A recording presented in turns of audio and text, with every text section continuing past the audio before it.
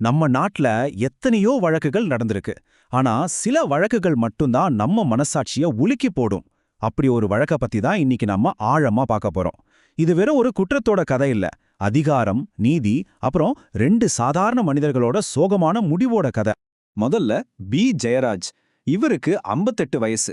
சாத்தான் குளத்துல ஒரு சின்ன மொபைல் போன் கடை வச்சு நடத்திட்டு வந்த ஒரு வியாபாரி. அவரை பத்தி கேட்டா ஒரு அன்பான தந்தைன்னு தான் ஊர்க்காரங்க சொல்லுவாங்க. அடுத்து அவரோட மகன் பெனிக்ஸ்.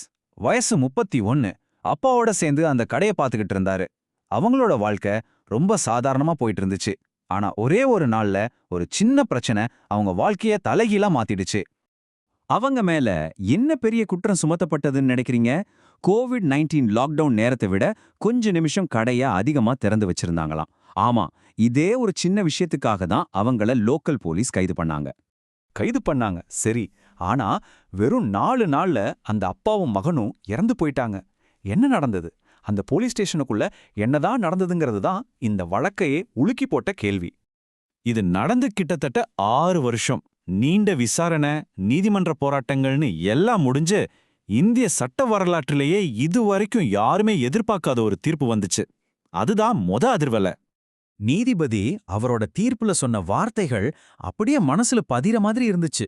சிபிஐ விசாரணை அறிக்கையை வச்சு அந்த போலீஸ் ஸ்டேஷன்ல என்னெல்லாம் நடந்துச்சுன்னு விவரிக்கும்போது அதை படிக்கும்போதே இதயம் நடுங்குதுன்னு சொன்னார். யோசிச்சு பாருங்க, ஒரு நீதிபதியே இப்படி சொல்றாருன்னா அந்த வழக்கின் தீவிரம் எந்த அளவுக்கு இருந்திருக்கும்னு. 9 ஜெயராஜ் பெனிக்ஸ் கொலை வழக்குல மரண தண்டனை விதிக்கப்பட்ட காவலர்களோட எண்ணிக்கை இது. ஏப்ரல் 6, 2026 நீதிமன்றம் இந்த தீர்ப்பை வழங்குச்சு. இது உண்மையிலே ஒரு முன்னோடி இல்லாத ஒரு தீர்ப்பு. சரி, இந்த தீர்ப்பு ஏன் இவ்ளோ முக்கியம்னு சொல்றோம்? ஏன்னா இந்தியாவுல போலீஸ் கஸ்டடியில நடக்கிற மரணங்கள் சம்பந்தப்பட்ட வழக்குகள்ல பொதுவா என்ன நடக்குமோ அதுக்கு நேர்மாறா இந்த தீர்ப்பு அமைஞ்சிருக்கு. அது எப்படின்னு பார்க்கலாம். 591. இந்த நம்பரை ஞாபகம் வச்சுக்கோங்க. இது சும்மா ஒரு நம்பர் இல்ல. தேசிய மனித உரிமைகள் ஆணையம் என்ன சொல்லுதுன்னா 2010 இருந்து 2015 வரைக்கும், அதாவது வெறும் 5 வருஷத்துல மட்டும் போலீஸ் கஸ்டடியில இறந்து போனவங்களோட எண்ணிக்கை இது. ஆனா இதுல எத்தனை வழக்குகள்ல தண்டனை கிடைச்சிருக்கும்னு நினைக்கிறீங்க? பதில் ரொம்பவே அதிர்ச்சியானது. தண்டனைகள் கிட்டத்தட்ட 0. இதுதான் நம்ம சிஸ்டம்ல இருக்கிற முக்கியமான பிரச்சனை.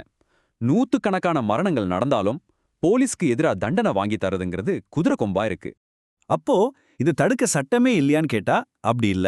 1996லயே TK பாசு வழிகாட்டுதல்கள்னு சொல்லி ஒருத்தரை கைது செய்யும்போது என்னெல்லாம் பண்ணணும் என்னெல்லாம் பண்ணக்கூடாதுன்னு தெளிவான விதிகள் இருக்கு. ஆனா இந்த விதிகள் எல்லாம் இருந்தும் இந்த மாதிரி வன்முறைகள் தொடர்ந்து நடந்துட்டு தான் இருக்கு. இதுல இருந்தே தெரியுது சட்டத்தை சரியா அமல்படுத்துறதுல எவ்வளவு பெரிய ஓட்டை இருக்குன்னு. சோ இந்த தீர்ப்பு வந்துருச்சு, இனி எல்லாம் முடிஞ்சதுன்னு நாம நினைக்க முடியாது. உண்மையில செஷன்ஸ் கோர்ட் கொடுக்கிற மரண தண்டனை ஒரு முடிவே கிடையாது. இது ஒரு நீண்ட சட்ட போராட்டத்தோட ஆரம்பம் தான். இந்தியால நீதி கிடைக்கிற பாதை ரொம்பவே நீளமானது. முதல்ல செஷன்ஸ் நீதிமன்றம் மரண தண்டனை கொடுத்தாச்சு. ஆனா அது முதல் படிதான். அடுத்ததா ஒவ்வொரு மரண தண்டனையும் உயர் நீதிமன்றம் உறுதி செய்யணும். அதுக்கப்புறமும் உச்ச நீதிமன்றத்துல இறுதி மேல்முறையீடு செய்யலாம். இந்த முழுசான ப்ராசஸ் முடியறதுக்கு பல வருஷங்கள் ஆகும். அது மட்டும் இல்ல, நம்ம உச்ச நீதிமன்றம் அரிதிலும் அரிதான வழக்குகள்னு ஒரு கொள்கையை ஃபாலோ பண்ணுது. அப்படின்னா ரொம்பவே கொடூரமான குற்றங்களுக்கு மட்டும்தான் மரண தண்டனையை உறுதி செய்வாங்க. பல சமயம் மரண தண்டனையை ஆயுள் தண்டனையா குறைச்சிடுவாங்க. அதனால இந்த 9 போலீஸ்காரங்களோட இறுதி தீர்ப்பு என்னவா இருக்கும்னு நம்மால உறுதியா சொல்ல முடியாது.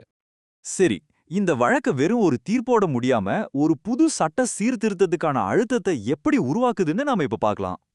இந்த வழக்கு நம்ம சட்டத்துல இருக்கிற ஒரு பெரிய ஓட்டைய வெளிச்சம் போட்டு காட்டுது.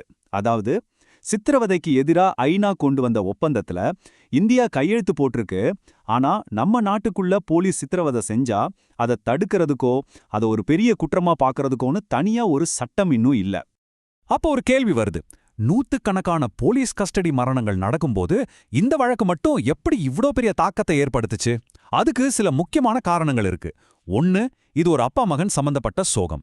2வது, கொரோனா லாக்டவுன்ல கோடிக்கணக்கான மக்கள் ஆன்லைன்ல இருந்ததால இந்த விஷயம் வேகமா பரவச்சு. 3வது, மீடியா இந்த விஷயத்தை விடாம துரத்துச்சு. கடைசியா சென்னை உயர்நீதிமன்றம் தலையிட்டு சிபிஐ விசாரணைக்கு உத்தரவிட்டது. இந்த எல்லா காரணங்களும் சேர்ந்துதான் இந்த வழக்கு மறக்கடிக்கப்படாம பாத்துக்குச்சு. சரி, இந்த தீர்ப்பு நிஜமாவே ஒரு மாற்றத்தை கொண்டு வருமா இல்ல வெறும் ஒரு நியூஸா மட்டும் இருந்துட்டு போயிடுமா? இதை நாம எப்படி தெரிஞ்சுக்கலாம்? அதுக்கு சில அறிகுறிகள் இருக்கு. உண்மையான மாற்றம் நடக்குதா இல்லையான்னு தெரிஞ்சுக்க நாம சில விஷயங்களை கவனிக்கணும். முதல்ல, நல்ல அறிகுறிகள், அதாவது பச்சை சிக்னல். பார்லமெண்ட்ல சித்திரவதைக்கு எதிரான சட்டம் பத்தி விவாதம் நடந்தா, உயர்நீதிமன்றம் இந்த தண்டனையை வேகமா உறுதி செஞ்சா, இதெல்லாம் உண்மையான மாற்றத்துக்கான அறிகுறிகள். அதே சமயம் சில அபாய அறிகுறிகளும் இருக்கு. அதாவது சிவப்பு சிக்னல். இந்த தண்டனைகளை யாருக்கும் தெரியாம ஆயுள் தண்டனையா குறைச்சா, இந்த நியூஸ் அப்படியே மெல்ல மெல்ல மறைஞ்சு போனா, அப்போ எதுவும் மாறல, பழைய கதை தான் அர்த்தம். அடுத்த சில மாசத்துக்கு நம்ம இதை உன்னிப்பா கவனிக்கணும். கடைசியா நாம யோசிக்க வேண்டிய கேள்வி, இந்த 9 போலீஸ்காரங்களுக்கு என்ன தண்டனை கிடைக்க போகுதுங்கிறது இல்ல. உண்மையான கேள்வி என்னன்னா, ஜெயராஜ் பெனிக்ஸ் மாதிரி இன்னும் எத்தனை பேர் நீதிமன்றத்து வாசலையே மிதிக்காம காணாம போயிருக்காங்கங்கிறது தான். இந்த தீர்ப்பு ரொம்ப முக்கியம்தான். ஆனா நீதிக்கான உண்மையான வெற்றி அதிகாரமும் இல்லாம குரலும் இல்லாம இருக்கிற அப்பாவி மக்களுக்கு அடுத்ததா இந்த மாதிரி ஒரு சோகம் நடக்காம தடுக்கிறதுல தான் இருக்கு.